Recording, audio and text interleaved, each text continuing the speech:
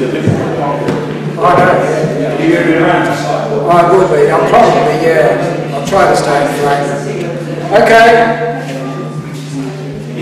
I'm going to try and...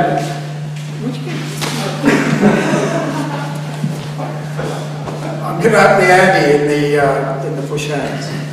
I'll take my glasses off. When I take my glasses off, that's when Eli gets hit.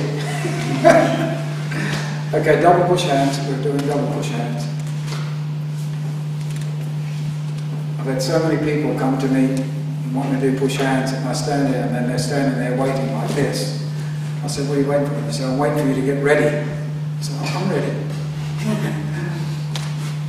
Most people cannot understand doing push hands because they don't understand why we do push hands, for starters.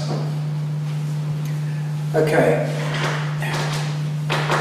Most people feel a little vulnerable when they're doing this type of close work, because most people can hit most people from this position. That's what we do in push hands. It's fighting push hands, and that's why push hands exists. If you want to move around up there, that's okay. I'm just angling myself for the camera. I feel I'm being not too nice to everyone. I've got my back to everyone. So if you want to spread out up there, that's okay. Don't worry about moving from the camera. Okay. The first thing, okay, we've all done this. Most of us, we're up to this level. And last time I was here, we got into a little bit heavier than normal. We got into hard, good, solid push hands, redirecting the energy back down to our feet and through the floor, rather than being stiff and being pushed over, of course. So that's the main aspect of your push hands. And you must be able to do it just standing there, not like this even, just with knees just a little bent. That's how we're going to do our push hands from now on. Not even in a stance like this. We're not going to take any stance. There will be slight power stance like that. Just going to be standing like we're standing in a bus stop. Maybe I'd stand in a bus stop like that. At a bus stop like this. Actually. That's how I stand at bus stops. Hoping that someone comes and picks a fight. So, we're just standing at a normal stance. That's how we do our push hands from now on. That's the whole crux of the matter. We do push hands for self-defense. And you're not going to, never can be doing self-defense in a stance like this, of course. As I keep saying, that has a reason for building your body up, but it's nothing to do with fighting or self-defense.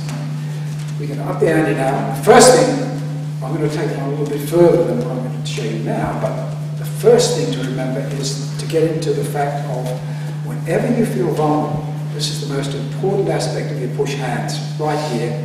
Whenever you feel vulnerable, like when Eli and I are doing it, it's always, if I'm there, I know I'm vulnerable because this hand's going to hit me. It's going to come out and hit me. I know that because I've put myself in a bad position, so I'll hit him. The rule of, if someone hits you, hit him first. That's the old Tai Chi rule from the Anglo chain. If someone attacks you, attack them first. That's the exact phrase. So, we're doing it fairly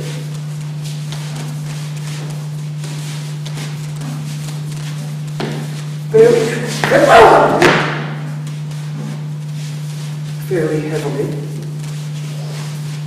And what I'm trying to say is the rule is, if you feel a little bit vulnerable, you hit your opponent. Now we're not going to say smash each other in the mouth and have blood coming everywhere. You notice I just put my fingers there just then. And that's a devastating strike, of course. And Eli did the same back to me because he was vulnerable, he was being struck. We'll get into all of that later, all the different strikes that we do. Basically, you're still pushing because the pushing is always building up all of the correct muscles. After a good session of push hands, even doing the strikes from push hands, you should walk away and the next morning you should feel, wow, oh, that's good. Get the stick and put it over your shoulder. That's what you should feel like. So it's still got to be a really good, as I said last time, total body workout. That's what we're looking for. now we're looking for vulnerability in your posture. So if, for instance, I feel, okay, I might be going to attack there, I'll attack him with whatever I've got to attack him with to stop being vulnerable. I don't want to feel vulnerable. That's the worst thing. Well, that's what I got yesterday. What did you? I know Eli got that from his stick, but he did have some red marks around his neck, of course.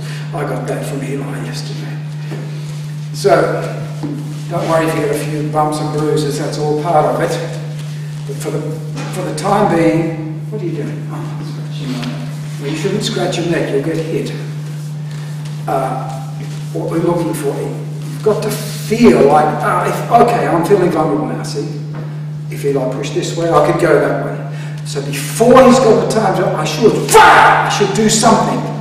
But by the same token, if I do that, I know